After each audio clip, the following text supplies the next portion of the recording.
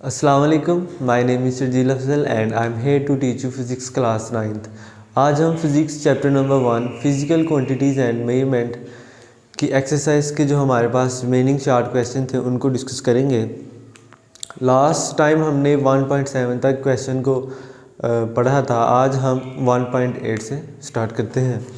देखते हैं हमारे पास जो क्वेश्चन है 1.8, what do you understand by the zero error of measuring instrument, कि जो किसी भी मेजरिंग इंस्ट्रूमेंट, कोई भी हमारे पास मेजरिंग इंस्ट्रूमेंट है उसका ज़ीरो एरर हमने किस तरह देखना है। तो यहाँ मैं आपको एक एग्ज़ाम्पल समझाता हूँ कि हमारे पास एक वर्नियर कैलिपर है, ठीक है। तो उसका वर्नियर स्केल और मेन स्केल की जो रीडिंग है वो अगर ज़ीरो, मेन स्केल की रीडिंग और वर्नियर स्केल की रीडिंग जो है अगर वो 0 पे आ जाती है तो डैट्स मीन कि हमारे पास ज़ीरो एरर है। अगर कोई भी मेजरिंग इंस्ट्रूमेंट है उसको आप लेते हैं और उसके रीडिंग स्केल और मेन स्केल जो होता है अगर वो फिक्स आ जाता है तो डैट्स मीन कि हमारे पास करेक्ट वैल्यू है। अगर नहीं, अगर 0 पे है और वो 1 पे आ रही है मेन स्केल की रीडिंग तो डैट्स मीन कि हमारे पास इनकरेक्ट है। तो जब हम इसका आंसर लिखेंगे तो इसको किस तरह देखेंगे, इन measuring instrument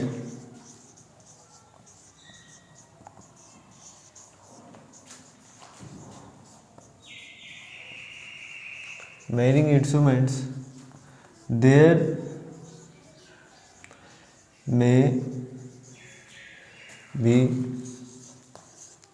a systematic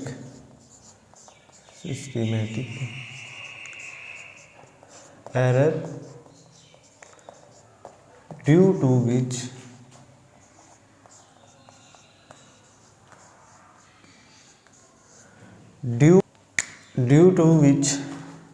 a measurement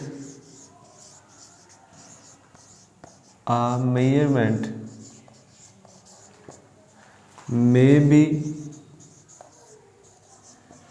less or greater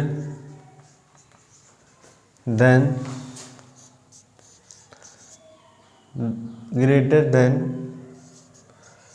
actual measurement, then zero error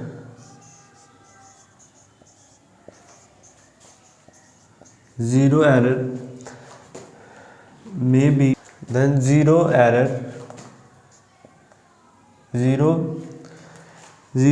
is caused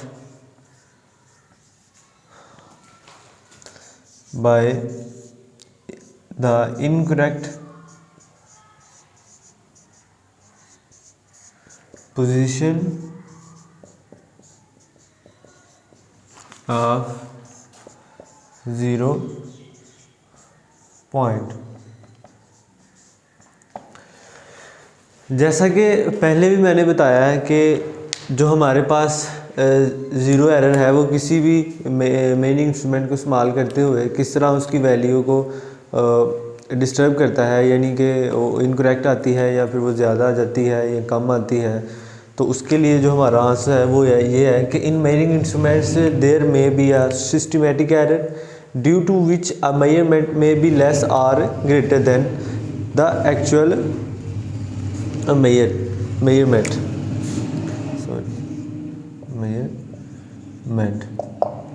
then the actual measurement.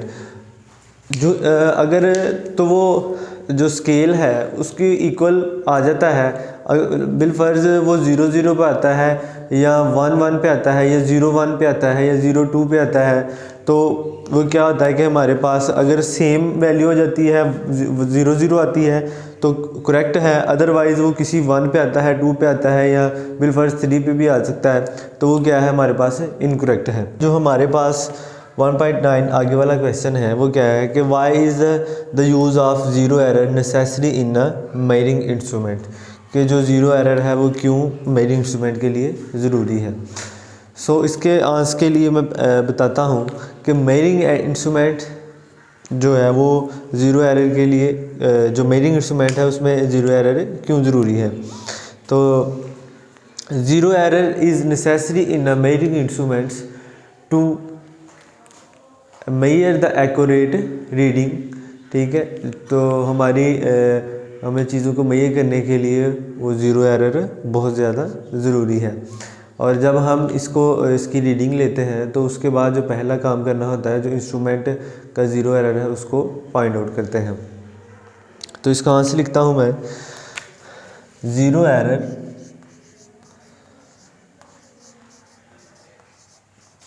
Is necessary in a measuring instrument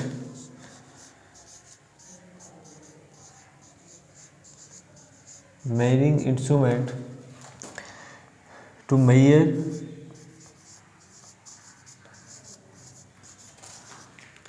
accurate reading।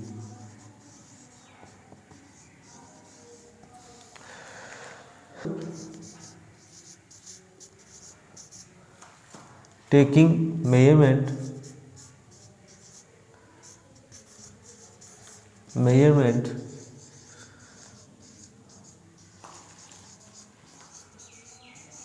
first find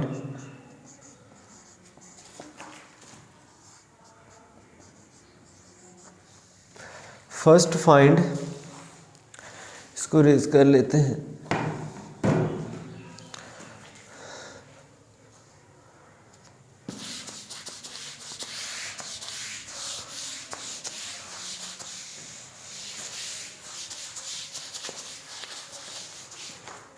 First find the zero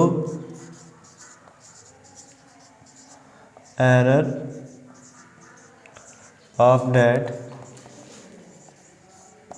instrument।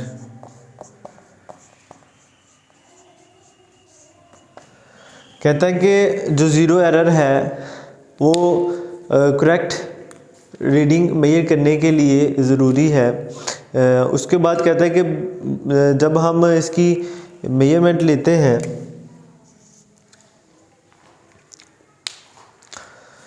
जो zero error है वो correct value find out करने के लिए measurements की ज़रूरी है। इसलिए कि उसके बाद जब हम देखते हैं कि उसकी मेजरमेंट लेते हैं तो सबसे पहले हम इस चीज़ को फाइंड आउट करते हैं कि क्या ये ज़ीरो एरर है, इंस्ट्रूमेंट का है वो ज़ीरो एरर है या नहीं है। आई होप कि आपको इन दोनों क्वेश्चंस की समझ आ गई होगी। अब नेक्स्ट क्वेश्चन की तरफ चलते हैं। इसके बाद हमारे पास क्वेश्चन है 1.10 व्हाट इज़ स्टॉपवॉच। स्टॉपवॉच क्या है? What is the least count of a mechanical stopwatch. और इसका मैकेनिकल स्टॉपवॉच का लीस्ट काउंट कितना है? यू हैव यूज्ड इन लेबॉरेटरीज में इसका इस्तेमाल। तो मैंने पहले भी आपको बताया था कि stopwatch short interval of time के लिए इस्तेमाल होती है और इसका जो लीस्ट काउंट हुआ है वो कितना है? 0.1 सेकेंड। तो इसके आंसर को लिखते हैं, stopwatch is used to measure the time interval of an event। Stopwatch is used to measure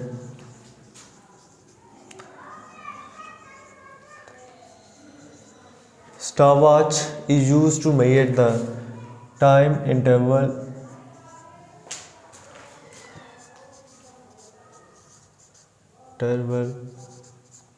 of an event। Then इसके बाद देखते हैं कि इसके जो मैकेनिकल स्टॉपवॉच है इसका लीस्ट काउंट कितना है। The least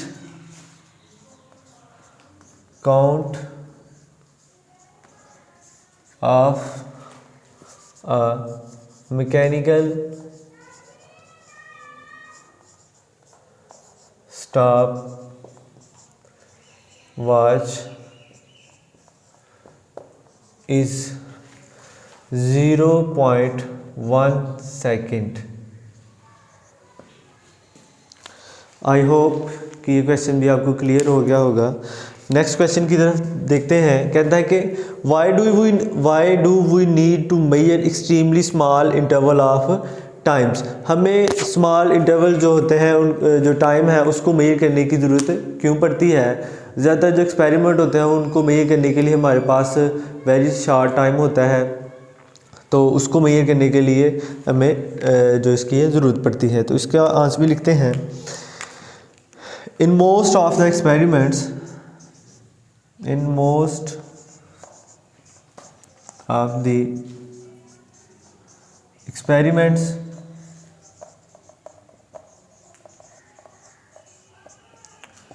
time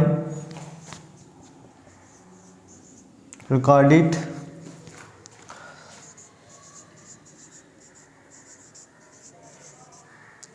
is very short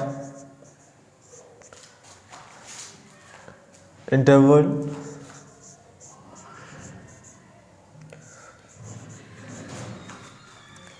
that's why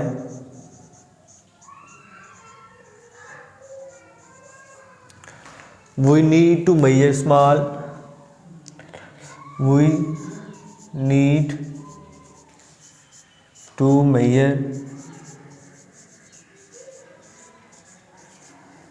that's why we need to measure small interval of times।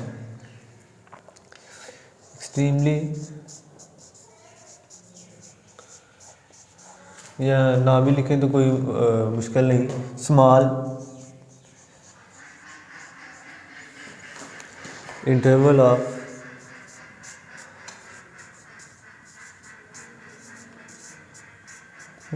Time.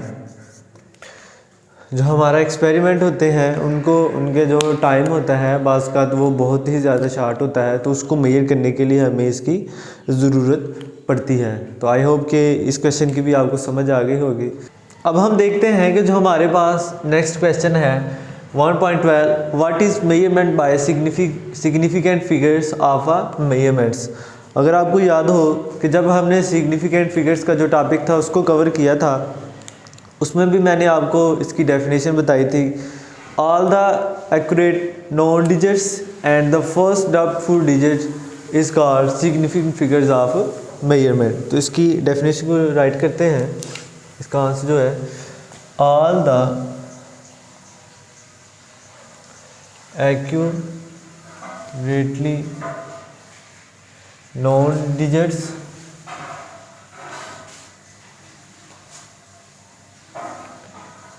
and the first doubtful digit is known as significant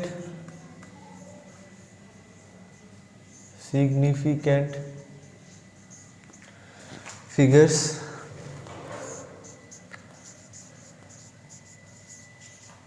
of a measurement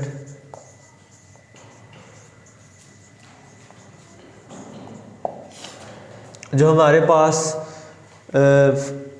non digit होता है और उसका पहला doubtful digit उसको क्या कहते हैं हम सिग्निफिकेंट फिगर। और इसकी जो हमने डिटेल थी वो हमने अपने लेक्चर्स में इसको देखा था। अब नेक्स्ट क्वेश्चन की तरफ चलते हैं कि हम जो क्वेश्चन है हमारे पास how is the precision related to the significant figures in a measurement quantity, कि ये किस तरह सिग्निफिकेंट फिगर से रिलेट करता है।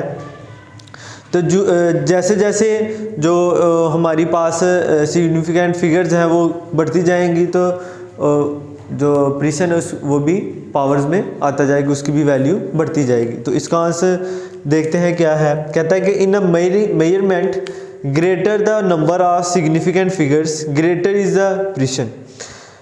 अब किस तरह हम इसको मज़ीद कर सकते हैं, कहते हैं कि by using better instruments increase the number of significant figures.